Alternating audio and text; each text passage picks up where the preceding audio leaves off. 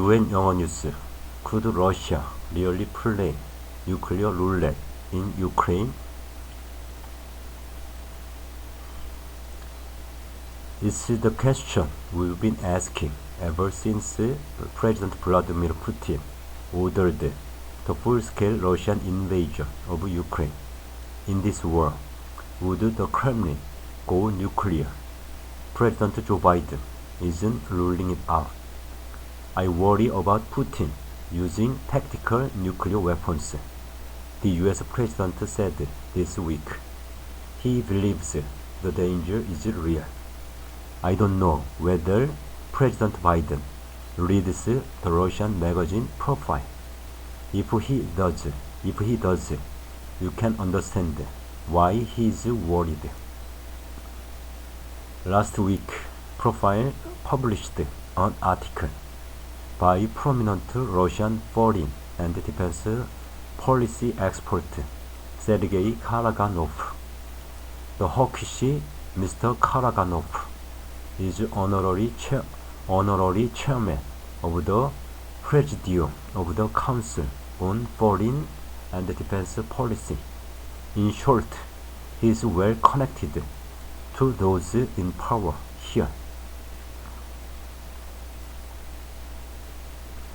His argument goes like this.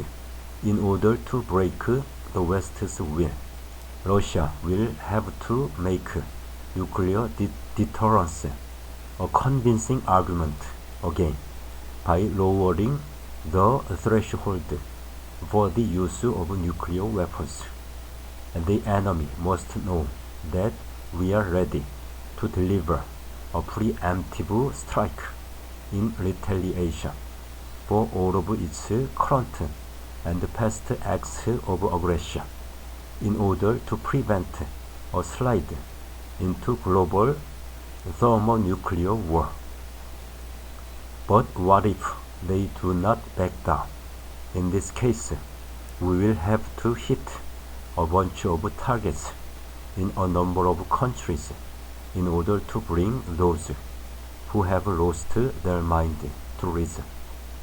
Since last year, we've grown used to nuclear sovereignty from Moscow, and President Putin has confirmed that Russia has already stationed a first batch of tactical nuclear weapons in Belarus, a move the Russian leader says is designed to remind anyone thinking of inflicting a strategic defeat on us. But arguing the process of a preemptive nuclear strike on the West, that's a whole new level. Clearly, not everyone in Russia is on board with such an idea. Today's edition of the Business Daily Commercent features an article entitled "Nuclear War is a Bad Way of Resolving Problems." The debate in Russia about when or whether to use nuclear weapons in the war in Ukraine has burst into the public domain. Understatement of all time, maybe, but what's fascinating about this piece is that it suggests the debate in Russia about when or whether to use nuclear weapons in the war in Ukraine has burst into the public domain, and the hawks don't have it all their way.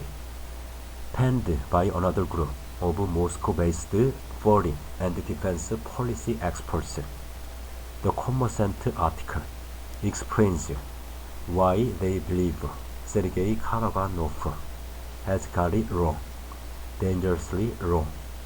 The idea that the use of nuclear weapons can halt escalation and resolve strategic problems that conventional military means have failed to is extremely dubious and most likely mistaken, write Alexei Albatov, Konstantin Bogdanov, and Dmitry Stepanovich from the Center for International Security, part of a think tank within the Russian Academy of Science. In modern history, there are many examples of military operations leading to unforeseen consequences, but these were without nuclear weapons being used. A nuclear strike would raise the conflict to a whole new level of unpredictability and raise the stakes of confrontation many times over. The radioactive ruins that playing nuclear roulette would most likely lead to are the worst foundation for a bright future. Fans of sensationalist ideas and dangerous gambling would be best to remember that. Which brings us to another question we've been asking since the start of Russia's war in Ukraine. What on earth is going on? It's possible that Mr. Karaganov's proposal for a preemptive nuclear strike was so shocking that other Russian academics felt they just couldn't stay silent. If so, it shows that although the Russian media landscape is now heavily controlled by the state, even within current confines, there is still room on some platforms for limited debate and discussion on certain topics, especially such crucial topics as nuclear war.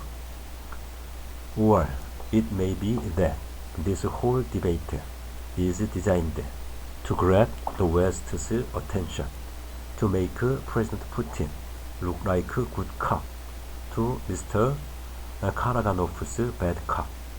After all, the Kremlin leader himself hasn't called for a preemptive nuclear strike on the West, and so the argument goes, better sit down and make peace with him before hardliner Karaganovaitis win the day and press the nuclear button. One thing's clear, with the anti-Western rhetoric in Russia rising, and with the Ukrainian army's counteroffensive on the way, the nuclear question isn't going away.